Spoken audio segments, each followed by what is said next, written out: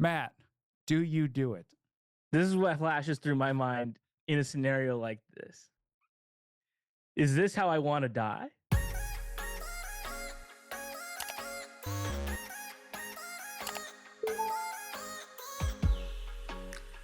This is Podcast Simulator. I'm with one of my best friends, Oh, Mr. Matt Apodaca. what up? How you doing, doggy? I'm doing good, doggy. Thank you for asking me. It's a beautiful Monday, I gotta say. The Crisp outside. Are the Dodgers playing right now? Not yet. They're playing in a little under an hour. Oh, great. No, actually, as a press time, 53 minutes, I would say. Okay, good. I got very nervous that I timed this right when the game was going to start. No. If it was, Kevin, Yeah. I would have told you. I can't do it. Yeah, that's what I thought too. I guess Matt doesn't care that much. You're frozen on my screen, but you look great. Well, that's good. I'm glad that I'm frozen. Matt, thank you for being here. I'm honored to have you. Of course. Honestly, when I was, no shade to all my other talented people, but I wanted to have you first because I trust you so much, and I trust you exactly for moments like this, Yes. where, thank you for the sub. Rochelle in the chat. We love to see it. Wow. Yard _ Sard. This is huge. Shout actually. out to Rochelle. Rochelle's going to be One on of the later. premier streamers, actually. Right when I said no shade to my other guest, Rochelle's going to be on in 2 weeks. What I love about you and Rochelle is you're both such calming presences under technical pressures like this. And now my screen just went to black. There we go. We're back, babe. I hit a different scene where there were no cameras on, and we're back. Jesus Christ. And scene. It is funny how much, in my experience, and I want to know your thoughts on this too. Yeah. Maybe this job more than other jobs, doctors' vibes are, a big part of it. Also, a big part of it is being a doctor. I feel like for podcast producing, it is a sometimes not vibes-based job, but because I think a big part of it is the energy you bring to the show you work on. And I think you and a few other people are very good at bringing a calming presence that make hosts feel comfortable, if that makes sense. Because it can be kind of tricky sometimes. I don't know, when a host is a little tense, sometimes the right producer can help relax the person and make them feel more open. Yeah, I feel like that is like especially needed when the hosts aren't like comedians. Comedians 100%. are sort of like their own thing because like it's they're used to being more presentational, more like just more on and on top of stuff like that. Yes. Whereas like when you work with like actors, for example, who are like new to podcasting, who are used to portraying somebody that's not themselves, to get them to be themselves is hard. So like a way to fix that is just to be chill and like just kind of like set a good vibe and like I don't know, just make sure that they're all set up and comfortable before you start recording, because then also like it's gonna take, and it's a long adjustment period certainly too, because like you can edit anything to sound a certain way, to sound natural or whatever, but it takes a while for them to get used to trying to exist in that mode, I think. Matt and I are both very fortunate in that we work with very talented hosts who have, sometimes with co-hosts, like a combined 15, 20 years of experience behind the mic.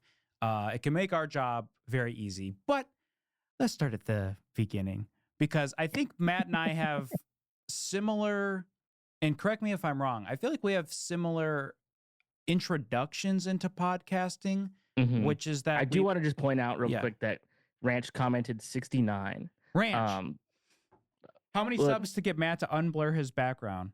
Rochelle hit us with the 69. I'm trying to protect my family. Which, by the way, we can see them very clearly in the background. The two people on your left and three people on your right. They're just kind of hovering over me, make sure I don't say anything wrong. Yeah. I think we both had similar UCB comedy introductions into podcast, where a lot of other producers and engineers that we work with came, maybe not, I don't want to say like traditional route, but I think it's pretty fun that we both had the improv Upright Citizens Brigade like background into it, which I also think helped with some confidence stuff going into podcast land. Yeah, and I think when you say like traditional route, you probably mean like just like basic, not basic, but like, you know, professional audio engineering. Yeah, like, for sure. Or you know, professional production in any sort of way. But like we came in through this sort of not back doorway, it's like an alternate way rather. Yeah. Through UCB, which I'm very grateful for. I worked as an intern there first, and then, you know, while I was taking classes, they give you classes for interning for free. Yeah. And then auditioning for Herald teams and stuff, and being on Herald Night, and just like, and then also working at the theater. I was a manager. I ran the box office and the theater at both locations here in LA, and just met so many people that had shows at Earwolf. So like when I was working at a restaurant, and I won't say what restaurant. I've said it before, but if you want to find out, you can dig. It's a good restaurant. I have no beef. I have no beef with the restaurant, but it's not important to the story. Because then it's gonna get me on a whole other thing, and I don't have time for that. But I'll explain. Did you why see I'm Chef not Kevin's stream with Matt was 4 hours about the restaurant? Talking about this restaurant. They didn't do the pod simulator thing at all. First, he started talking about why he wasn't going to say anything about the restaurant, and then he wouldn't stop talking. And he got very specific about it. Yeah, let's just say, never mind. So I was working at a restaurant, and I didn't particularly enjoy it because I didn't think that was what I was going to do forever. It was just kind of like an interim gig, and I worked there for exactly 1 calendar year to the day. Wow! And because I had seen online, I had just been looking online while I was at the restaurant one day. Yeah. For jobs like in comedy, because I just wanted to be adjacent to anything in comedy. It didn't matter what it was, and I had seen that Earwolf had posted a job listing literally like minutes before I started searching. It was up. It wasn't even an hour up. Wow. Like, so that was like, that to me felt like a pretty good sign. And this is like 2018? Does that sound right? 17? Yeah, because it's about 7 years. I've been working there. And at that time, you know, it was, of course, a very different podcasting landscape. So I knew that I could email, you know, like Zach and Jess, Gabris, Lauren Lapkus. Put a good word in. So put a good word in. Like other people did as well. And I'm of course now blanking on who. Maybe Besser. Sure. A few other people like that some were UCB, probably some Big Grande boys. Oh, absolutely. Yeah. Tarver, Lipper, Mackey, Rosenberg. Yeah, all those guys. Putting good words for me. And my boss, or you know, one of my bosses, Colin Anderson, former boss, now current acquaintance, for you, Kevin. Future friend. Future friend. You're gonna work your way up there. Yeah, current friend. Okay, wow. Future enemy. I have a whole script for me and Colin's arc. He's going to do several appearances on this show. He had he roasted me in my interview, and he was like, "So you think you can just get a job here because you know everybody here?" Hilarious. And I was like, "I don't know, maybe." And then I started like the next week. He's like, basically. "When can you start?" Yeah. But that was also like, I kind of just came in like, not like I even knew what I was going to be doing. I just kind of wanted to just be in that room and just like see what was going on. Yep. And I worked the front desk, not knowing any, I had no audio, like background in audio at all. I was just a fan right? Like I was just like a fan of podcasts. I loved Comedy Bang Bang. Yeah. And so like even just being anywhere near it was so cool to me. And then I learned on the job like how to edit audio Same. and like stuff like that. And then I started quickly. This was at a very I think crucial inflection point for Earwolf because they were starting to have too many, like not too many shows, but they were starting to get a lot of shows. Like in the same week that I started, I got handed um 2 shows that were light lift, but like easy, like things for me to do. Yep. And then worked my way into some other shows, and then helping develop Get Played, Mm-hmm. uh, and then cut to today, senior producer level. So like, God tier. there's been a lot of different things, on this road. Well, what was really fun about both of our experiences in the early days specifically was the kind of training that we got to go through with the engineers and Yeah. with the producers. I get asked, that sounds very cocky. I get asked this a lot. Maybe 3 people have asked me this my entire life. But Probably one of them was me. People, and one of them was you, one of them was my mom. The other one was my hedgehog Clippy. But Yeah. basically, like, they're like, oh, did you go to school for this? And, what was your background with this? And I don't know, maybe like to what you're saying earlier, that it would be way harder to do this in 2024. But it was very Yeah. much I was a huge fan.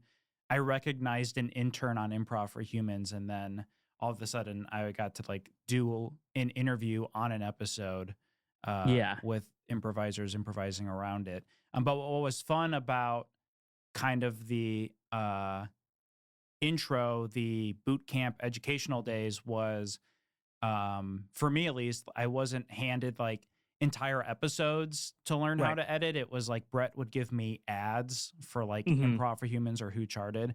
So I got to start, a lot of it was just like sitting next to him and Sam and Ryan and watching them quietly over the course of several weeks. Right. And then slowly, okay, here's a Squarespace ad. It's 60 seconds, and then feeling like Hans Zimmer of like, okay, here I go.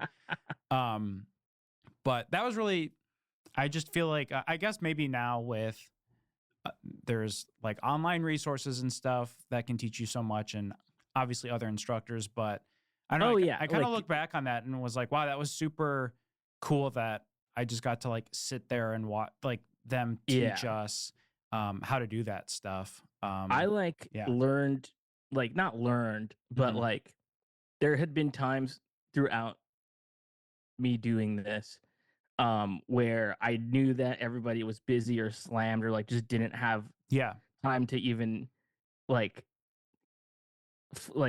assist with what I knew was a stupid question. Yep. So I would like just like go on YouTube and like find some, Scottish teenager who's like good at audio, who's made more money than either of us will ever make in our careers. Yeah, and he's 20. Like some kid on YouTube showing me basically what I thought I was trying to communicate. Yeah, and solving issues that way too. Yeah. What's up, Josh?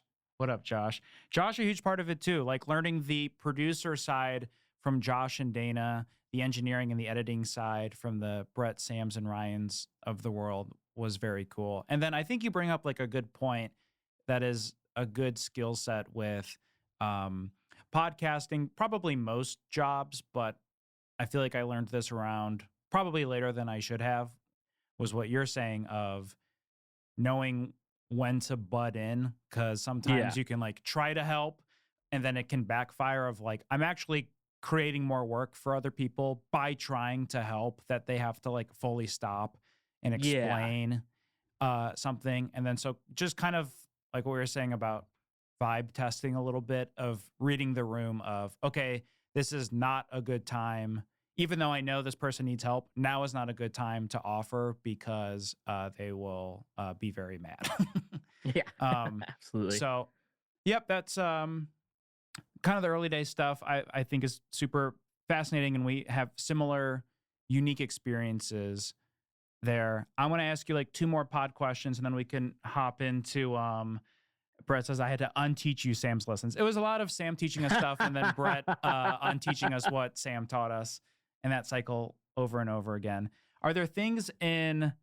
Sometimes it's important to learn what not to do, though, as Yes, well. mostly that. A lot of learning what not to do. Are there things in podcasting right now that you're seeing that you're really enjoying? I can go first if you need a little stall you time. go. I was going to be catty. You could say something positive. Sure.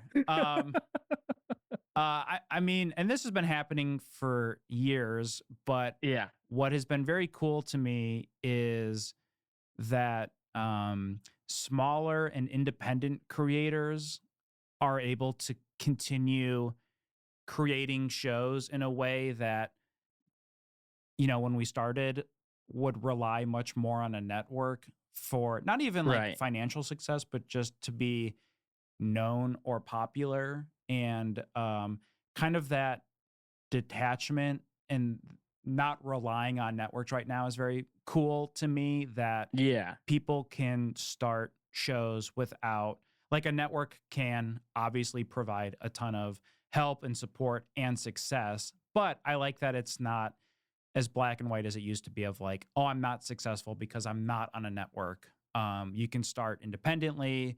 Obviously, like we've seen with like Patreon and Memberful and other like paywalled platforms, smaller creators can, and Twitch, like smaller creators can create their own community in a way that I think is pretty exciting, and you couldn't really do. You could do, but it's just, I think it's a little more accessible now than it was like 6-7 years ago.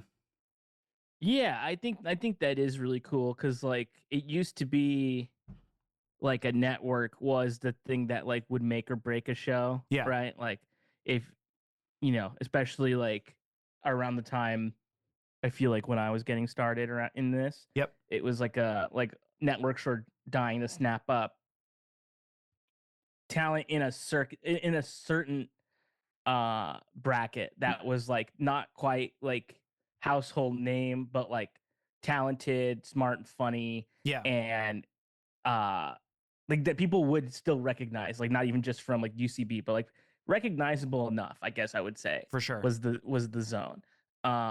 So I do think that it's cool that like people are still making stuff for the sake of making stuff, and making something that they know that is good, or that they would like to be like that they would like to be good, regardless of whether or not a network is interested in it or not, because sometimes a network isn't necessarily going to be the thing that grows the show. Like there's certain shows that I know that don't have one and never have had one that people like anyway. Like it's just like as long as you have your as long as you stay consistent and put something out that is good and that people want, people will find it. I'd say something that I like. I like that.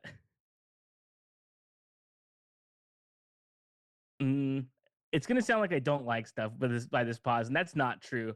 There's like so much that I like about podcasting. Still, I do like that. Sometimes when a show doesn't need to necessarily be beholden to a premise. Yeah. Right. Like my show Get Played was a completely like different thing before, and now it's like it's just not that. Like it used to be. And this is an insane answer, because my answer is I like what my podcast is doing, but I like that. I like what your podcast is doing too.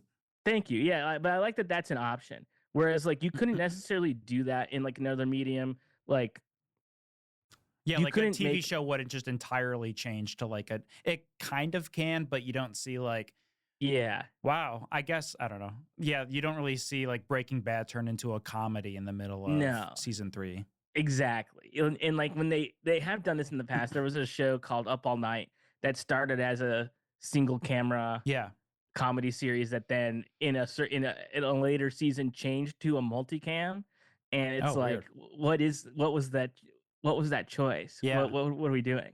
But so I like that podcasts can just be anything, And I like that there are people who are still like not like road dogs, but people are still like passionate about it and people are still like just doing it. For Like I sure. look at what the Doughboys are doing and I you know, I'm biased because I love those guys. Mm-hmm. But like I'm such a big I'm fan of their holding out. output. Just kidding. Yeah. I just think what they're doing is so good and so cool and um just genuinely funny. I think like if that was like a TV show, Yeah. uh it wouldn't lose anything, but it's great that it's a podcast. Because those guys I think are just so funny and so smart and just so good at what they do and know exactly what they're doing. And it's just like, I don't know, it's inspiring to me to see people operating on a level that high, I think.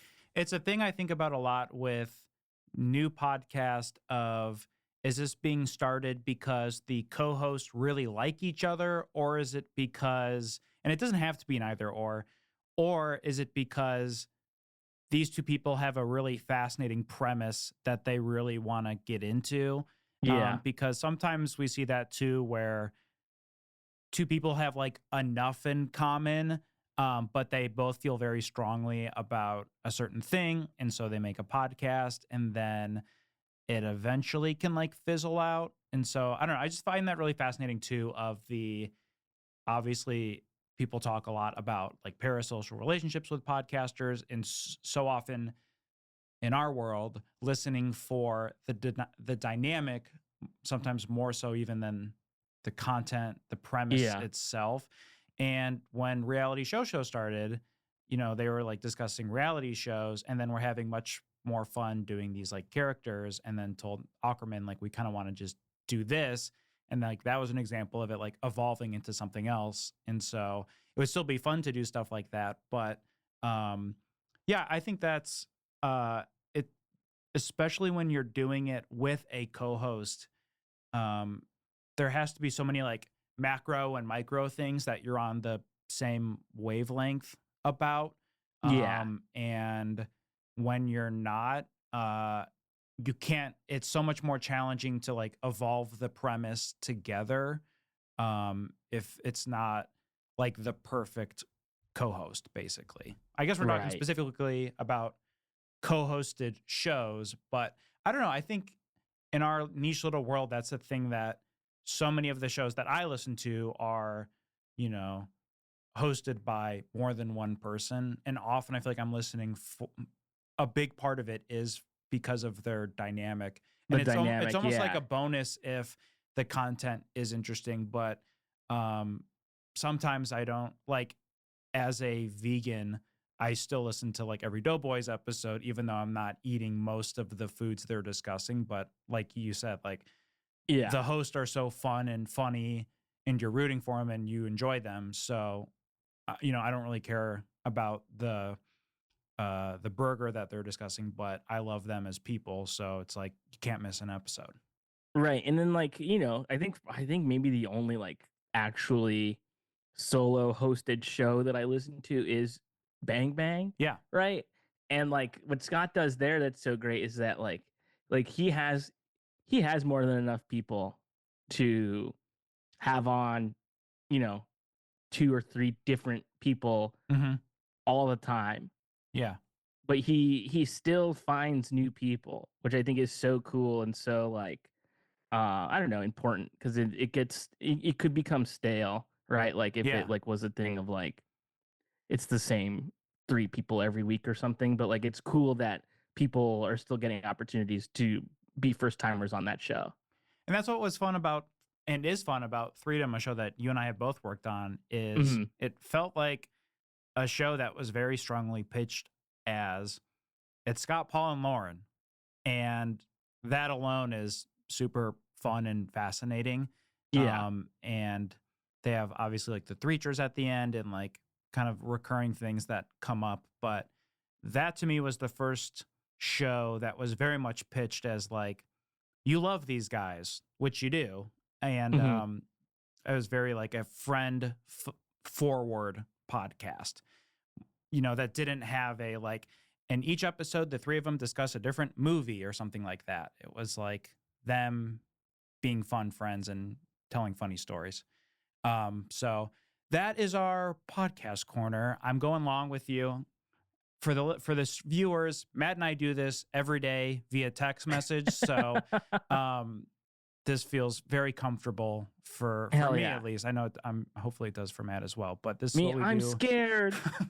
He's shaking. I'm scared. All right, let's try Podcast Simulator. So let's see how this goes. Matt, basically, what I've done is create a little game. It's not super long. I think the more I do these, I want to spend more time on this. I've tried this a few times, and I feel that it's getting better each time.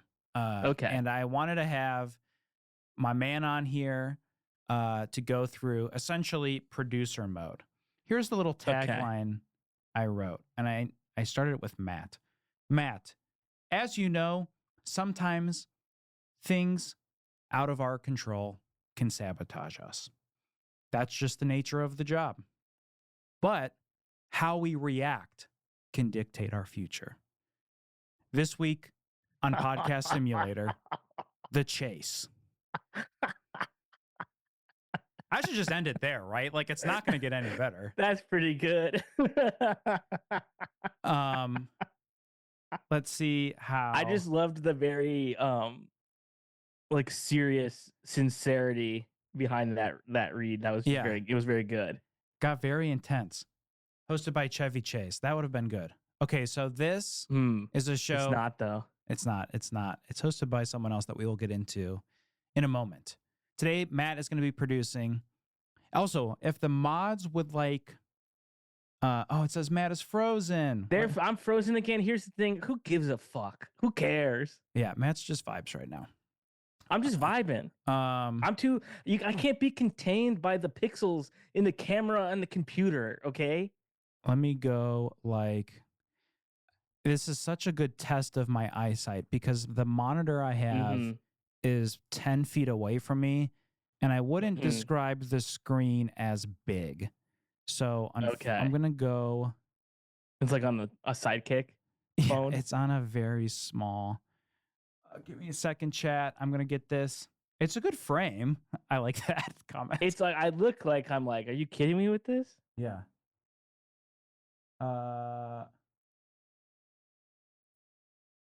Okay, I made you disappear. Kevin, they're mocking you in the chat, and I can't stand. As they should. Not even for this. It says Podcast Simulator. Yeah, Podcast Simulator is right. All right, I'm going to turn you off for a little bit. Turn me off. It's okay. Who needs me? It's all about you. Today, Matt is going to be producing the celebrity interview chat show called The Chase. Let's talk a little bit about the show, and let's jump in.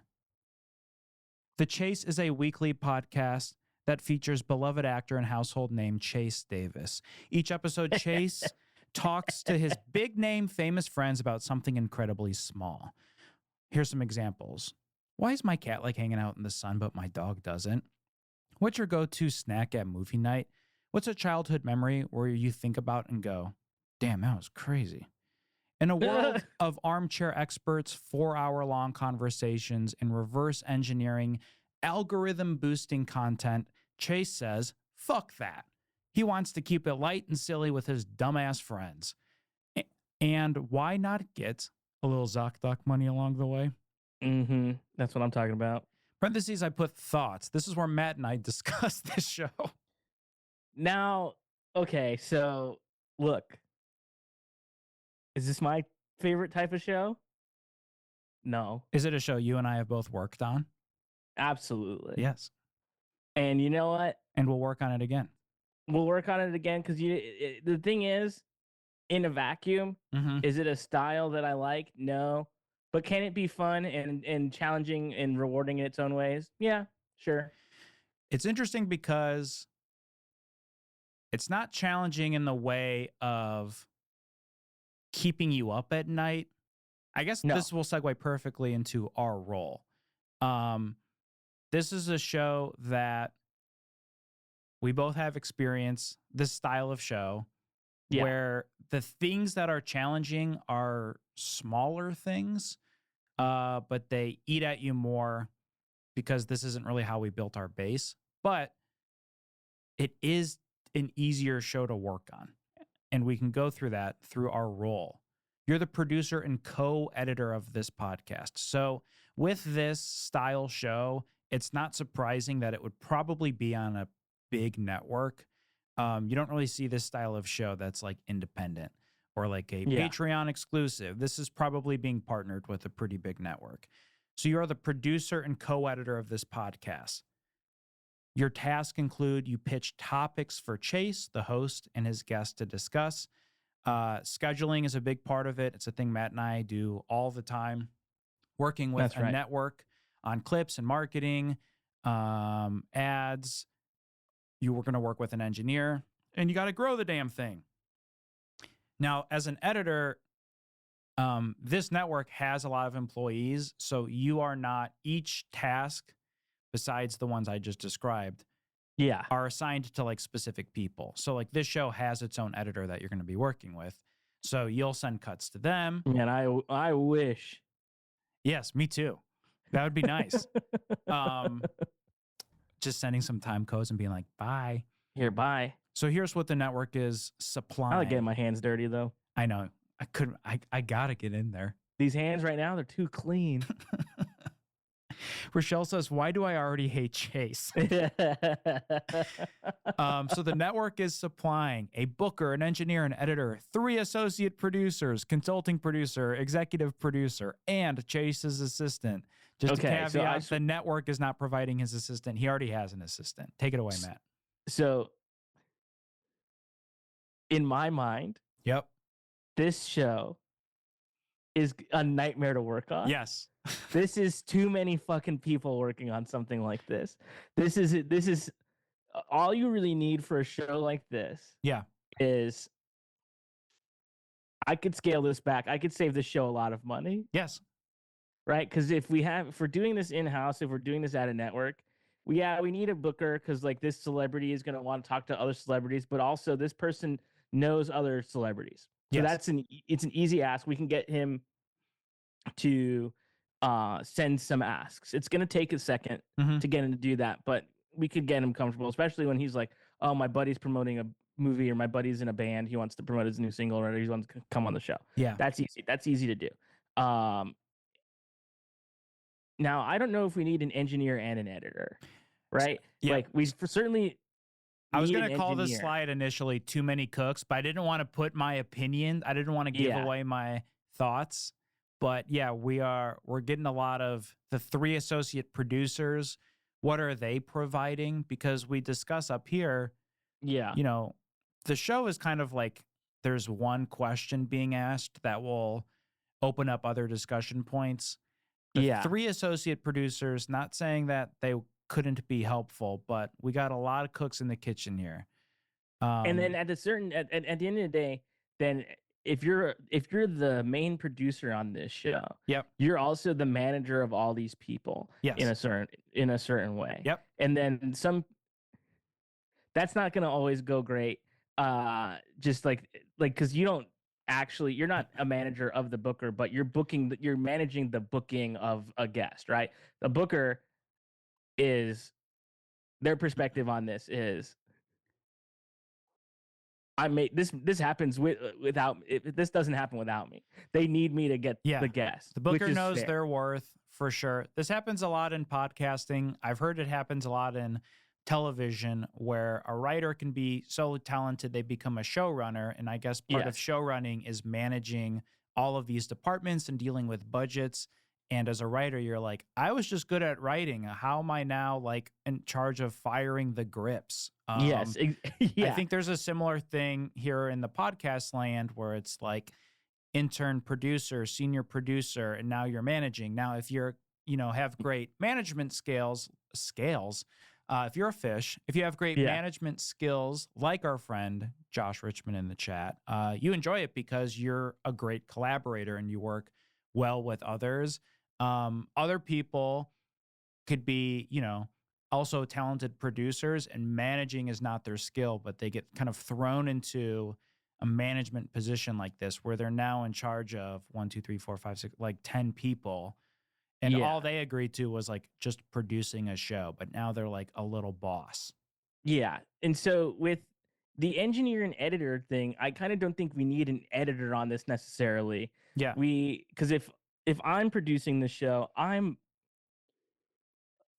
getting in the Pro Tools. I'm making the edits. Mm-hmm. I'm capable of doing that. What I need then is engineer support for when there's something fucked up that I don't know how to fix. Yep. And that's key. So I think an engineer is going to be better served there than an editor would. And I would say maybe one associate producer, Yep. right? Instead of I keep trying to scroll up. Oh, sorry. No, you only need one associate producer, I really, agree. because as a producer then I'm going to delegate some tasks from up here, Yep. which is like clips or things like that. Yes. And then of course that'll come across my desk and I'll okay whatever. I'll have ideas for moments that we're trying to create, but I'm not going to be the one uh Mm-hmm. necessarily getting my hands dirty in that, because I'm already in the Pro Tool session. I'll maybe bounce the audio, Yeah. be like, here's the clip, build a an audiogram around this or something. Robots Ghost asks a good question. Can you pocket that profit, Matt, without the network knowing?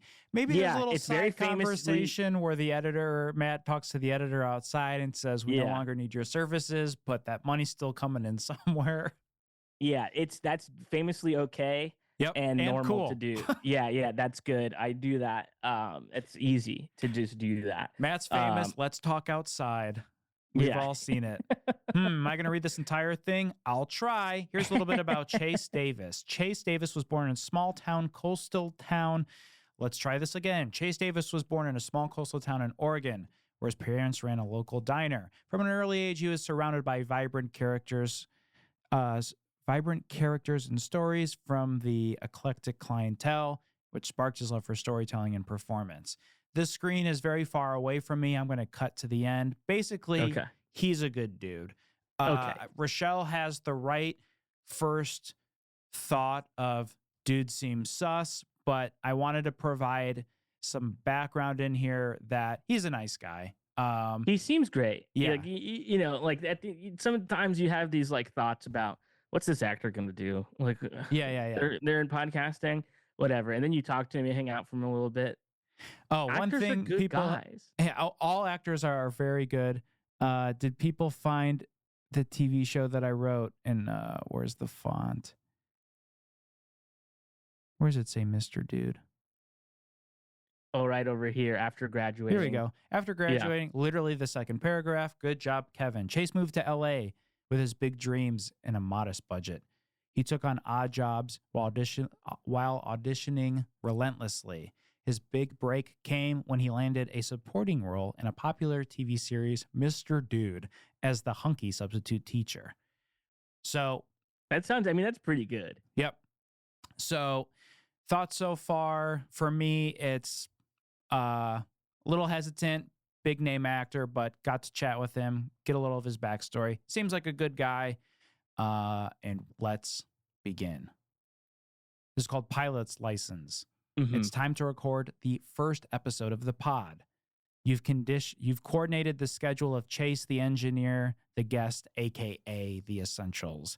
However, you quickly get emails from the EP consulting producer and associate producers that day does not work for them. The network is having a company retreat in Cupertino, California. They're going to Apple Park and they're going to talk about podcast. They think that's where the first podcast was made, and they want to talk about what that day must have been like. The EP is planning on saying something like getting back to your roots right when they approach a big tree. He's unsure if Apple Park has a big tree, but feels confident that there's probably a big-ass apple tree. They probably call it the apple tree.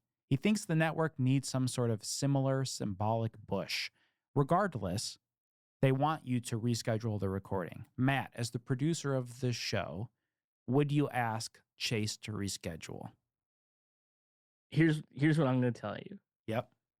As the producer, I'm never rescheduling the hosts. Ever. I love that. Ever. Yep.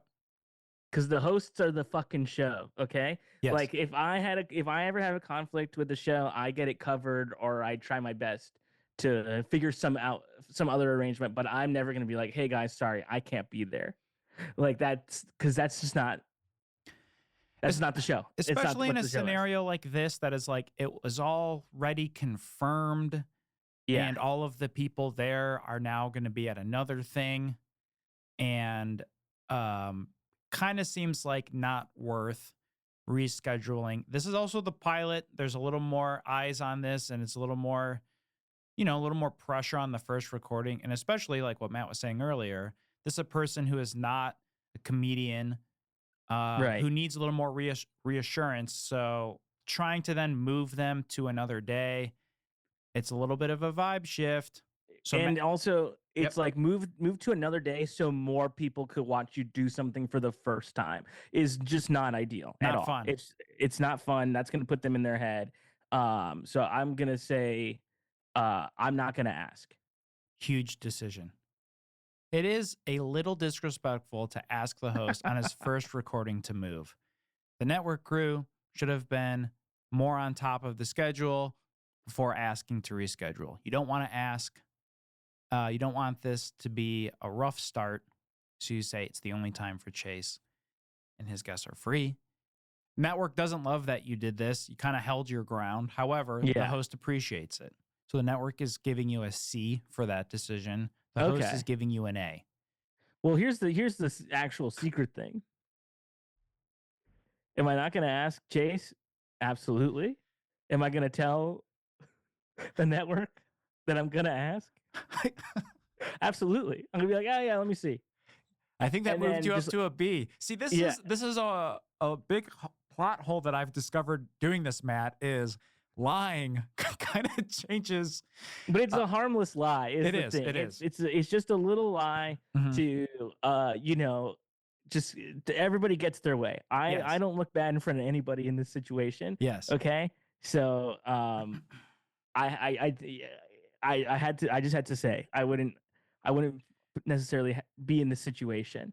I'd be coming out a hero on both sides. Yeah, I think that moves you to network grade B and host grade A. This is why you can't compete on Matt's level. That's right. Next question. The pilot recording is a lot of fun. You're seated near Chase and his phone vibrates in front of you. The contact reads, Chase Tail. Do you ask Chase who that is? No. No, I what I do is I see something like that. I send you a voice memo and I'm like, Kevin. Yeah.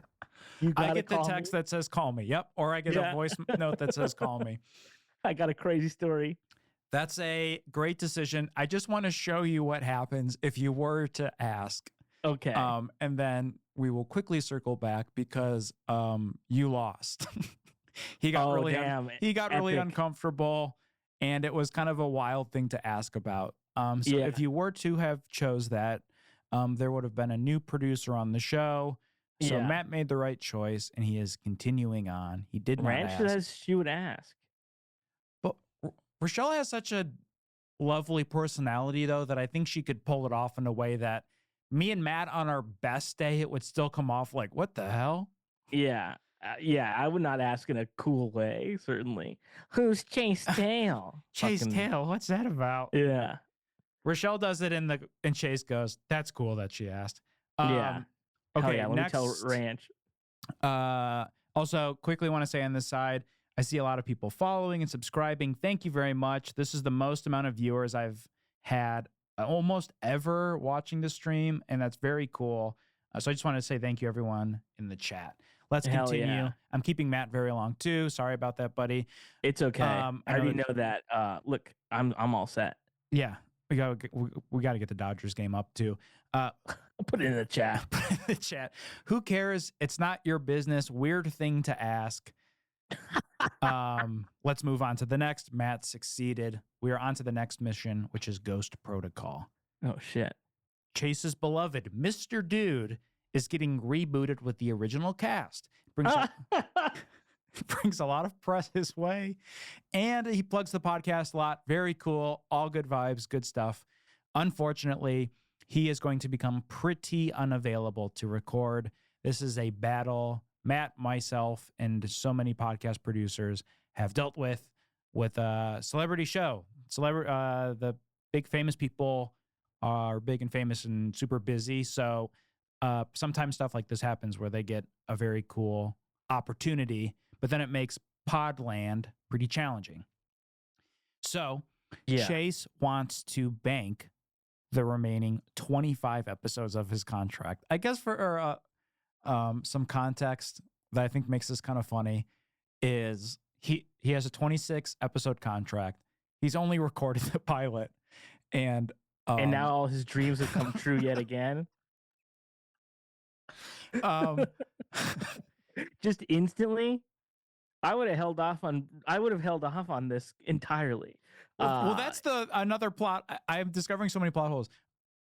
An interesting thing is there's a very realistic chance the network goes, oh, let's just not do this because now he's going to be fully gone. We've only literally recorded a pilot. Yeah. However, let's say this person is famous enough that the network is like, this only helps our brand. So they really want to try to make it work.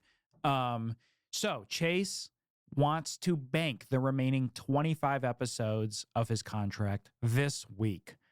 Matt, do you advise against this or do you encourage it?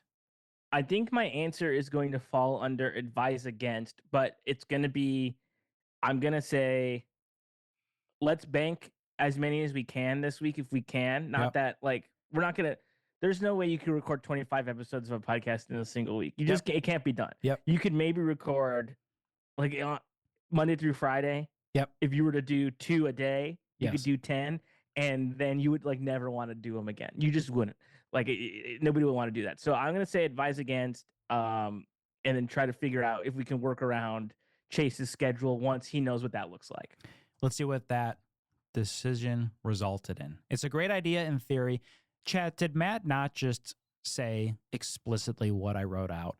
It's a great idea in theory, but the reality is it is extremely challenging to bank so many episodes. You will tell Chase it might be better just to do 2 or 3 a day for the next few days. Yeah. He's a little annoyed because, and I've seen this over the last several years, understandably, because actors can sometimes do 18-hour days. They think, well, I could do an 8 hours of recording. But you run out of steam just talking. It's 8 hours of straight talking. It's not like you're in your trailer. There's other people talking. There's other stuff going on. So very little goofing off. Very little goofing. And people run out of gas much faster than they think they would. The host is a little It's hard annoyed. enough doing one. Yeah, it is. Host a little annoyed, but you did make the right decision in the big picture. And the network really appreciates that you did that. Uh-oh. What happened, Kevin? I don't think I created the next button. So we might have to go to encourage against it. Let's see both options. Okay. Oh, you encourage it. Let's do this bad boy. You try to record 5 episodes Monday through Friday. You get to Wednesday, Chase is absolutely cooked. You have to cancel 15 guests, and the network thinks this is a bad look. Okay. I apologize. I didn't put this next part on the other slide. It's okay. Network gives you a C. The host gives you a C. This does happen. It's very awkward and unfortunate. So Matt made the right choice in thinking big picture. Okay, next question. Marketing wants Chase to do an Instagram live to promote the pod. He has a huge following. You're a little skeptical about this. Chase is a good guy and very likable. And this will be a collab with the networks, solid Instagram, maybe could bring in some younger listeners. However, you're a little bit nervous about Chase doing an Instagram live. You've cut a few borderline jokes, none of them too crazy, but a little few better safe than sorries. I put in parentheses, Matt, please tell us all of the bad things you've cut out of podcasts. Just kidding. So you wouldn't describe Chase as problematic, but he is a man in his 60s. Do you tell him to do the Instagram live or not? Gosh. This is tough because you know what my calculation here is. His audience is like he has a good following on Instagram or whatever, but oh man, I was about to say that he his audience isn't there, but if he has a good following, it is there, isn't it? Um, uh, because like I'm trying to think of like like what who would be a comp for this type of guy. I'm sure there's several. It's kind of hard to do on a Twitch live stream. Yeah, I'd say so. Yeah, you're right. Yeah, probably better not for me to speculate. So I would say just I would roll the dice. Honestly, I would say like because you cuss, Yep. but like you're not gonna cuss in like front of your grandma or something. Yeah. I think that's how Instagram Live works for people like this. Now I do think you're right. So Matt is going to agree to the Instagram live stream, the Instagram live. I put something that I kind of don't stand by, but just for the sake of it, I wrote Yeah. it. So I put agree. The live goes 90% well, but some of the commenters successfully get him to say his opinions on insert topic here. It doesn't get him or the show canceled, but it definitely does not help. So I said that you lose. Okay, I think the reality is it goes fine. For the most part, because like here's the thing. Mm-hmm. Have you ever watched Instagram Live? I don't, because it shows the person that you're watching. I think if they had a feature where I could just lurk, I would probably watch them more, but I don't. The few times I've done it, it's like Kevin Bartelt is watching, and I'm like, oh, I don't want that. I don't want them to know. Yeah. Have you? It's my whole thing. I love it. I love Instagram Live. I always forget that about you. Yeah, I'm always live on live. Yeah. I'm always just like watching Instagram Lives. Live on live. That's a really good idea. That's pretty good. Just Matt watching Instagram lives on just Instagram. Being like, this stuff's crazy. What the heck? So I think I think the reality is I like it. I think the reality is this goes fine, but for the sake of drama, I said it got the show canceled. Okay. So let's say you pass. We're on the home stretch here. You like the idea in theory, but it ain't worth the risk. Brainstorm some other things. That's a good thing that good producers do, in my experience, is sometimes they don't just say no. They say no, but here's two other ideas, just so it doesn't seem like you're just shitting on all the ideas that people are bringing you. Yeah. How about a scripted Instagram video, a reel? How about a reel? Or now we're talking, babe. We get somebody, we get Chase doing a TikTok or something. I hope they play Hot to Go. This is the recording of my podcast. Something like that. Pod to Go. Yeah. Oh, that's pretty good. Yeah. Maybe get him, dancing to say something like Hot Tua or something. Yeah. Lot of areas for Chase to explore on TikTok. I think you're going to like this next question. Chase spots your Nissan Skyline GTR in the parking lot. He says he's got a Plymouth Roadrunner and calls you the Brian O'Connor to his Dom Toretto. Parentheses, you kind of wish you were Dom, but that's okay. You didn't.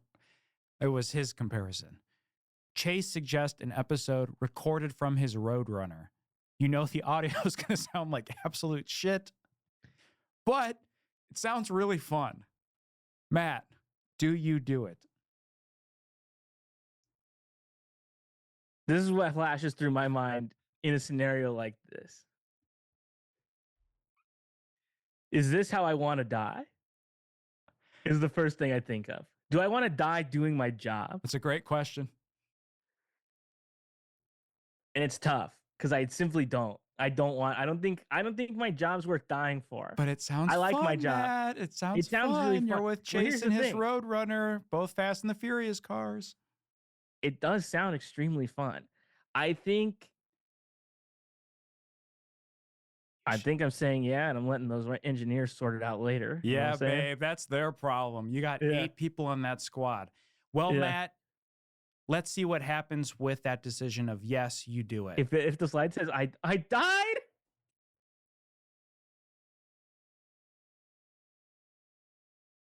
I fucking died. I'm dead, dude. You record an episode with Chase driving his Roadrunner down the PCH. You're having a blast, but Chase unfortunately gets a little too distracted making a good episode, and the car loses control. R.I.P. Matt and Chase. The executive producer of the network has a memorial bush in your honor that says, "Never hedge your bets." This does cause a pretty huge boost in downloads, though, so it is kind of a you win and lost. So the SD card is recovered from the wreckage, and it's edited, and you like hear the crash, and people download and listen to it? It's the one thing that survived. It's honestly the one thing that AI is pretty helpful for, is you're able to recover some pretty crispy SD card. Wow. Okay. Wow. Well, you know what? I knew that this is how it would go out. Matt Apodaca, thank you for being here today. Kevin, you're a madman. I apologize that your video was frozen throughout it. It's kind of coming back a little slowly right now. You're one of my best friends. You're an incredibly talented podcast producer, great guy overall.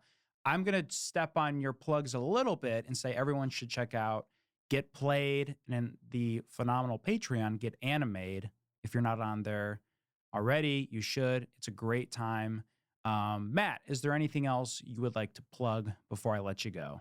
Gosh, well, and obviously tune in for the rest of these with Chef Kevin, because Chef Kevin's one of my best friends, and he's doing a really fun thing over here. That was extremely fun. Thanks, buddy. I'd say, yeah, Get Played, Get Animated. Check out Rochelle's Twitch stream. I don't know if she's gonna keep streaming, but she was streaming Resident Evil 4, so she got to meet the merchant, yard__sard. And then, you know, I don't want to tease this because we haven't committed to nothing, but you know, maybe in 2025 we're doing streams again on Get Played. Who knows? Wow, huge. Who knows? Very exciting if true. Big if true. We'll see. We sent one email about it and we all said, yeah, we should probably do that again. I like that it's not huge if true. It's big if true. Yeah. Big if true. Very big if true. There's an ad that's about to play. Send us out, Matt. Sorry I stepped on you again. No, I was going to say, get out there and fucking vote. Come on, what the hell? Absolutely. Everyone go vote. Now's the time to do it. Yeah. And with that, thank you, Matt Apodaca. What's your Instagram again? Is it just Matt Apodaca? It's just at Matt Apodaca, baby. Beautiful. A lot of good stuff on there. And check out all his pods. Matt, thank you again. I appreciate you. The first guest of Podcast Simulator. This was a blast. And anytime, pal. I will let you go. Bye, everybody. Thank you for watching.